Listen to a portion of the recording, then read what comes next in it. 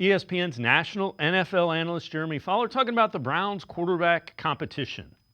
One of the biggest storylines of the league is, what are the Browns going to do at quarterback? They got Joe Flacco. I expect him to be well positioned in that hierarchy, that pecking order that they set up early in camp.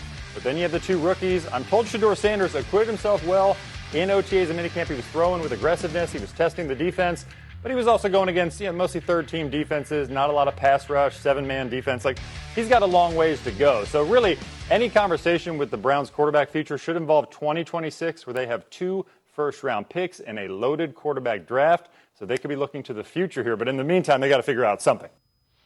Let's welcome in Kenny Roda from the Kenny and JT Show, News Talk 1480 WHBC. Kenny, we haven't seen Sanders or Gabriel in pads yet, so we'll hold off on them.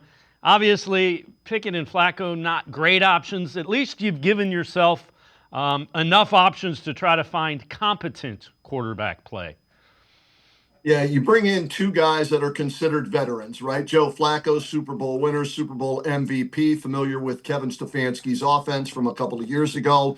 Kenny Pickett, first-round pick, started games for the Steelers. He wins the Super Bowl as a backup last year with Philadelphia. So it's by far better than what you had going into last season. The question is, when you open up at home against the Cincinnati Bengals, then you go on the road at Baltimore, then I think it's Green Bay and Detroit, right? There's four teams that believe they are Super Bowl contenders. Which of the four quarterbacks do you play in those first four games? I've got to believe it's one of the two veterans. I'm with you. The rookies, those are a work in progress considering where they were drafted. So who beats out whom in training camp? Is it Flacco because of his experience with the offense, or is it Pickett?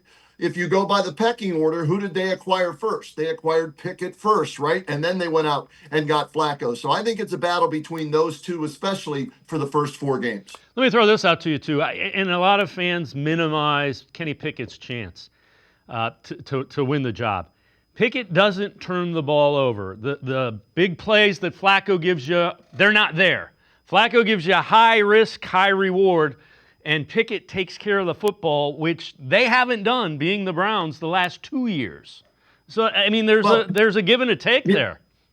Yeah, there is. Pickett does throw some interceptions, though, okay? And, the hand size is a factor. Going back to when he was drafted, that was talked about a lot. And the Steelers drafted him far too high, gave up on him. Philadelphia gave up on him as well, right? So what's that tell you? So, yeah, you know what you're getting out of Flacco. Let's look at it this way. Flacco can throw for 300. He can throw for 3-4 touchdowns in a game, but he can also throw 2 pick sixes, as you saw in the playoffs. So I think it comes down to, what are you willing to live with? How good is the rest of the team around the quarterback? And then decide who you want to start based on, I'm guessing, those scrimmages against, who is it? Carolina, I think they're scrimmaging, and another team. Eagles. Yeah. In the Eagles. They're scrimmaging those two teams. I think that will determine more who starts than what happens in preseason games.